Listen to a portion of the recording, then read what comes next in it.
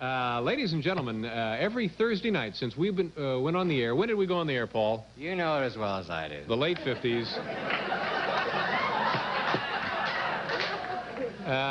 We have been answering our viewer mail, and by gosh, we're going to continue doing so until we can come up with something else to do in its spot. No. Our first letter tonight comes to us from Washington, D.C., and it goes something like this. Recently, I requested 4 tickets to late night for a specific date in the near future. Tickets for this date, however, were not available, but your staff said only that they would provide me with tickets on the next available date. What am I supposed to do? Wait until doomsday for my trip to New York? Sincerely, Elizabeth Fryer, Washington, D.C. I'm sorry, Elizabeth. I don't know. I don't know what you were told, but tickets for the Doomsday show are sold out also now.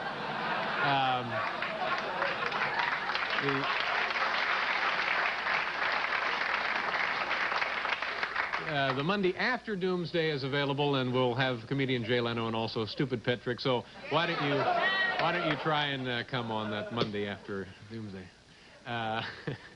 Letter number 2 comes to us. I always like to see you from where... Oh, Iowa. That's nice. Dear David, I've watched your show for over a year now, and I've always enjoyed it. Well, that's very nice. I appreciate that. In that time, though, I've made a rather disturbing observation. After your opening remarks and introduction to the show, you introduced Paul and the band. That's fine. I like Paul and the band. But while the camera is on Paul, you sneak over to your desk. I've noted only a few exceptions to this. You're a creative kind of guy. Aw. Come on, stop using Paul as a crutch. Show some originality. Looking forward to some changes. Sincerely, Jane Maxey, Iowa. Well, you know, Jane, you bring up a good point, but the camera isn't always on Paul. On last Thursday's program, for example, I think you'll see what I'm getting at if you just take a look at this bit of videotape. And plus, tonight is the night that we've all been waiting for. Tonight is the night we give our very own Al Frisch a sponge bath. So you know we're going to have plenty of fun. And now, please say hello to our good friend, Mr.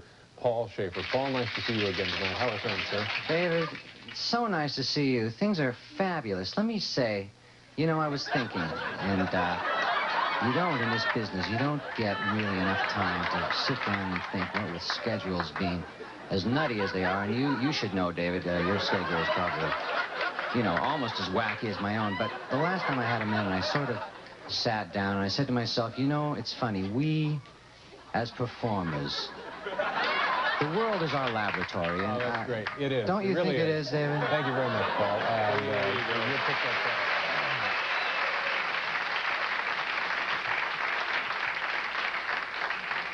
Dear Dave, letter number 3 begins, last night I had some trouble with my television set, so I replaced the 50C5 tube. Was this a good move? And it says, thanks, Sean Welsh, Weston, Ontario. Gee, Sean, I don't know. For the answer to that question, we're going to have to turn you over to our own Jimmy Fitzgerald in Technician's Corner. Jimmy?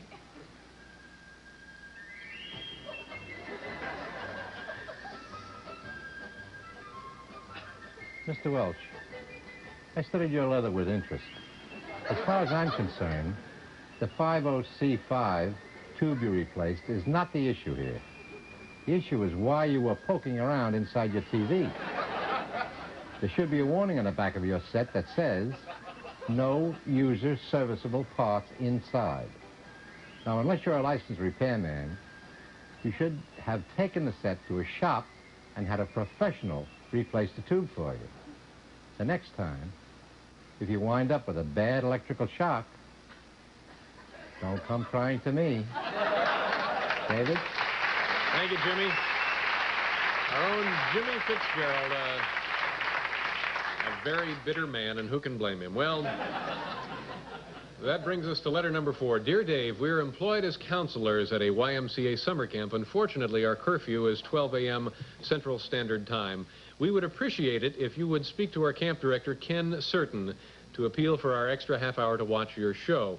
Also, he keeps the TV locked up. Dave, you're our hero. Please help us. And it comes from something which we believe is Camp Wapsie in Coggin, Iowa. Camp Wapsie in Coggin, Iowa. Gee, you know, I don't see any reason why you shouldn't be allowed to... Wait a minute, is it Coggin, Iowa? Coggin, Iowa. Gee, isn't that where they have the home for the criminally insane, you know? I remember that That's where the maniac escaped several years ago. He was looking for the head of a boy he lost in a camping accident, you know.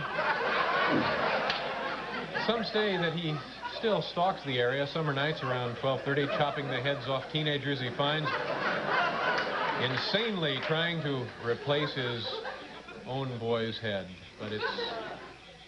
But I wouldn't. Dave, you mean to say that they haven't caught him yet? Well, Bill, I wouldn't worry about it. I think the boy's name was Dan Mayer.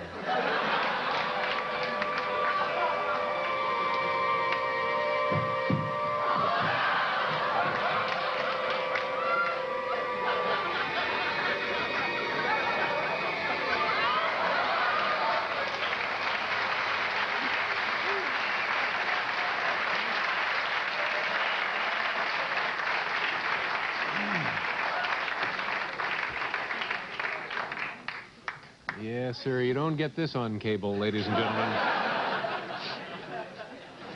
I'm sorry. Did I screw that up? Am I the one who... Oh, I screwed it up a little bit? Okay. My apologies. It worked okay? Or as close? That was my fault, Dave. Oh, your fault, Hal? Okay. It's Hal Gurney, ladies and gentlemen, our director. Hal, by the way, now that we have you here...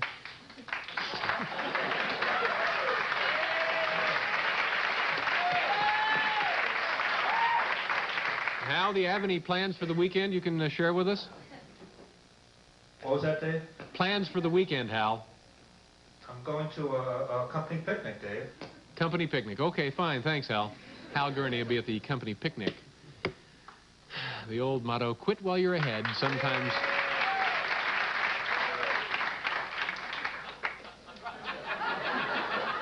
Did they push the button again? Is that what happened? Okay, here we are. This brings us now to, finally, letter number 5. Dear Sir, I know you have reruns, so would you please rerun the show of June 20th on which you had Mark Hamill again? He wasn't mentioned in the TV guide or our paper, and I was gone that night. If I had known he was going to be on, I would have stayed home. It upset me to miss him because I don't see much of him, and he is my favorite. That's Mark Hamill, not Luke. Well, Brenda, this comes to us from Brenda J. Filler. Brenda, I agree with you that we should rerun the show with Mark Hamill. He was a very interesting guest, and as a matter of fact, Mark was supposed to come back on our program, coincidentally, this very evening. Unfortunately, he had a scheduling conflict and could not be here, but to show you what a gentleman he really is, he was kind enough to tape this following special message just for you. So if you'll watch the monitors, and Brenda at home, use your TV, and you'll see our friend Mark Hamill. Hello, Brenda. When I heard about your letter, I felt I owed you a personal explanation. You see, I'm in London right now promoting my film Return of the Jedi, and the people in England couldn't be nicer to me, but quite frankly, I miss the good old US of A. As you can imagine, being out on these promotional tours can be quite a strain at times. There are the interviews, the photo sessions, and there's also the problem of living out of a suitcase in a foreign country. Excuse me, Now, as long as I have fans like you, though, Brenda, I think these overseas trips can be a lot more fun. I really want to thank you for writing the letter, and I'm only sorry I can't be with you there in the studio. Excuse me, really Mark? honored